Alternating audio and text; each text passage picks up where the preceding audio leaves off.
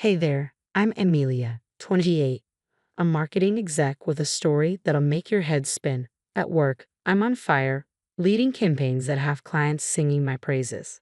But behind the power suits and killer presentations, there's a whole lot of baggage I've been dragging around. It all started when I was 15. My mom passed away suddenly, leaving just dad and me to figure out life without her. Those were some dark days, but dad stepped up big time. He came to all my soccer games, helped me with homework, even tried to braid my hair. Keyword, tried. We became this unstoppable duo, just dad and me. Fast forward to last week. I'm out grabbing coffee with my bestie Megan when she brings up my love life, or lack thereof. Amelia, when are you going to get back out there? It's been, 2 years since Tom. I nearly choke on my latte. Megs, you know why. That relationship was a nightmare. I know, she sighs, but not every guy's like him.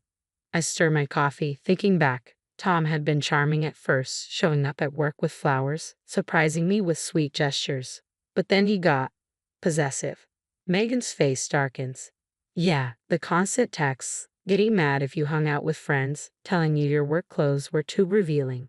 It was like he was trying to control every part of you. I smile gratefully at Megan. Thanks to you and your midnight ice cream runs, I made it out. Work has been good though, especially since Jason joined the team. He's a total sweetheart, always has my back during presentations. I've caught him looking at me a few times, but after Tom, I'm just not ready. Then my phone buzzes. It's Dad. Hey, sweetie, got a minute? For you? Always. What's up? He pauses, and I can practically hear the grin in his voice. I've got some news. I'm engaged. I nearly dropped my phone. Dad, that's amazing. Tell me everything. He laughs, sounding younger than he has in years. Her name's Caroline. She's 40, works in publishing. We met at that charity golf tournament last month. You know, the one you couldn't make. We talked for a while, and I find myself genuinely happy. Dad deserves this. So when's the big day? I ask. We're thinking fall. Actually, I was hoping you'd help with some of the planning. Are you kidding? I'd love to. Over the next few weeks, though, things start to feel off. Dad's being vague about certain details, rushing off my questions about the guest list or the best man. Don't worry, sweetie. Caroline's handling most of it. I try to brush it off, but I get that nagging feeling. The same one I had when things started going south with Tom. But this is Dad, right? My rock through everything. He wouldn't keep secrets from me, would he? Then one afternoon, I'm out for lunch with Jason, picking at my salad while he talks about some new campaign strategy. I'm only half listening, my mind spinning with questions about Dad's sudden secrecy. Earth to Amelia, Jason waves a hand in front of my face. You okay? You seem a million miles away. I'm about to answer when I catch a snippet of conversation from the table behind us. Can you believe David's having his daughter's ex as his best man? Talk about awkward. My fork clatters to my plate. Jason looks at me, concerned. Amelia, what's wrong? I hold up a hand, my heart pounding as I strain to hear more. I heard it was pretty messy between them. Tom, right? Guess he and David are best buds now. The room starts to spin. Jason's saying something, but I can't hear him over the roaring in my ears. Tom, best man, Dad. I'm on my feet before I know it, mumbling some excuse to Jason. Moments later, I'm in my car, speeding toward Dad's place. I burst through the front door without knocking. Dad steps out of his study, surprised. Amelia, what's wrong? Is it true? My voice shakes. Is Tom your best man? The color drains from his face. How did you? So it is true. I feel sick. How could you? Dad's expression hardens. Now, Amelia, let's not blow this out of proportion. That was years ago, he says, dismissively. People change. Tom and I have become good friends through our new business venture. He's not the same person he was. I can't believe what I'm hearing. So what, your new friendship trumps what he did to me? Oh, come on, Dad scoffs. That was just youthful drama. You're both adults now. Can't you put it behind you? Without another word, I turn and walk out, ignoring him calling after me. I drive aimlessly for hours, finally ending up at Megan's. She opens the door, takes one look at me, and pulls me into a hug. Oh, honey, what happened? Through tears, I spill everything. Megan listens, her face growing darker with each word. That manipulative bastard, she mutters when I finish. Both of them. My phone buzzes. It's Jason, checking if I'm okay. I text him to come over, and when he arrives, I rehash the entire story. Jason's usually cheerful face is serious. Amelia, I hate to say it, but your dad's behavior is toxic as hell. Megan nods. He's gaslighting you, sweetie, making you doubt your own experiences. But he's my dad, I protest weakly. He's always been there for me. Now he's choosing your abuser over you, Jason says gently. That's not okay. They're right, and I know it. The dad I thought I knew would never do this. This person, he's someone else entirely. I can't go to that wedding, I say finally. I won't. Megan squeezes my hand. We've got your back, no matter what. Jason nods. Your mental health comes first. If your dad can't see that, it's his loss. Sitting there, surrounded by my true support system, I feel a weight lift. This isn't okay. None of it is. But I'm not alone, and I'm done letting toxic people, even family, dictate my life. The next few weeks are a nightmare. Dad goes nuclear blasting me on social media and to anyone who will listen. To him, I'm a selfish, ungrateful daughter who can't be happy for her poor, widowed father finally finding love. My phone lights up with messages from relatives I haven't heard from in years. How could you do this to your father after everything he's done for you? You're tearing the family apart. I want to scream. They don't know. They don't understand. Work's not much better. I overhear whispers in the break room and see people go silent when I walk by. It's high school all over again, and I'm the outcast. One day, I'm grabbing coffee when I hear Susan from accounting murmur. She's just jealous because her ex upgraded to her dad.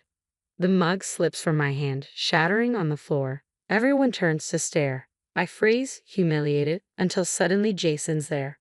All right, show's over, he says loudly.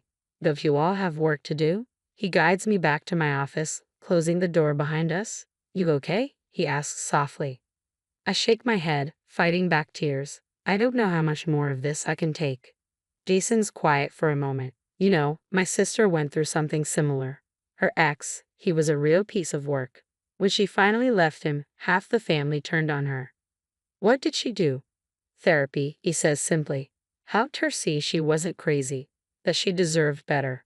2 days later, I'm sitting across from Dr. Evans, pouring out my heart. She listens in a way no one has in a long time. It's hard. Some days I want to cave, to apologize just to make the drama stop.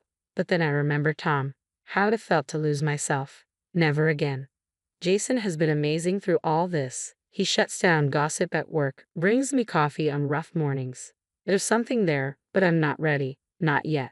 As Dad's wedding day approaches, the pressure intensifies. Caroline even shows up at my apartment, pleading with me. It would mean so much to your father, she says. Can't you put aside your differences for one day? I take a deep breath. Caroline, I'm sorry, but no. My mental health isn't something I'm willing to compromise on. Not anymore. That night, I'm scrolling through my phone when an ad pops up. Discover yourself in Thailand.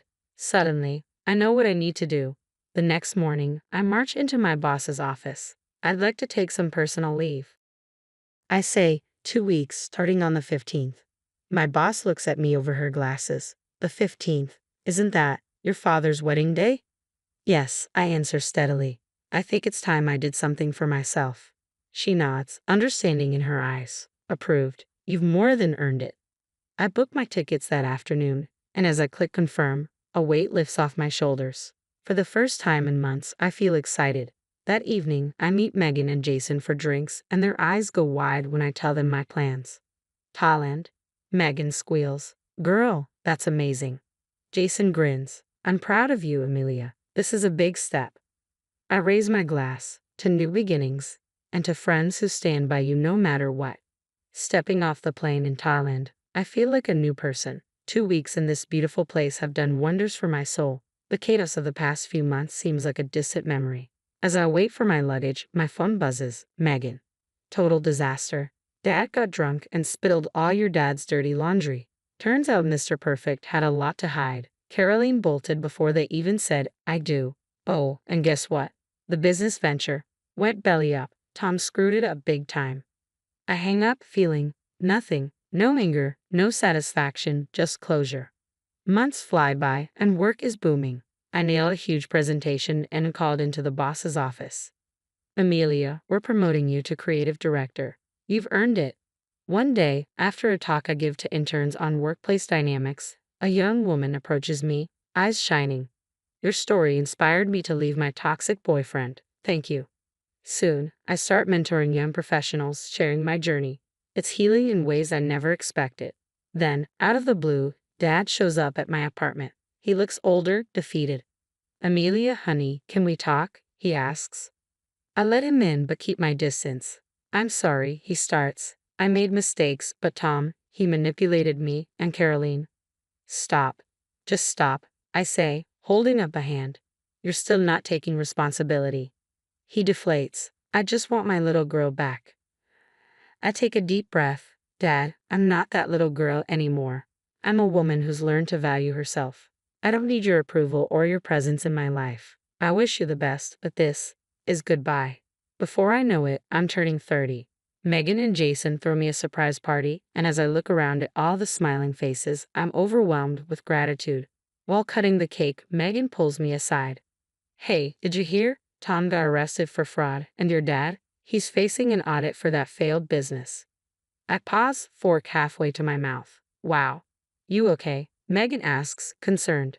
I think for a moment. Yeah, I am. I don't feel happy about it, but what goes around comes around, huh? 2 years ago, I was lost, scared, letting others define my worth. But today, I'm standing here, surrounded by real love and support. I'm proud of who I've become and the boundaries I've set. To all of you who've been part of this journey, I say, raising a toast, thank you. And to anyone out there struggling, it gets better. You're stronger than you know. So, the story's over, but I've got a question. Was I right to cut my dad out of my life completely, or should I have given him another chance? It's not an easy call, is it? On one hand, family is family, but on the other, toxic behavior is toxic behavior, no matter who it comes from. What would you have done in my shoes? Drop your thoughts in the comments below.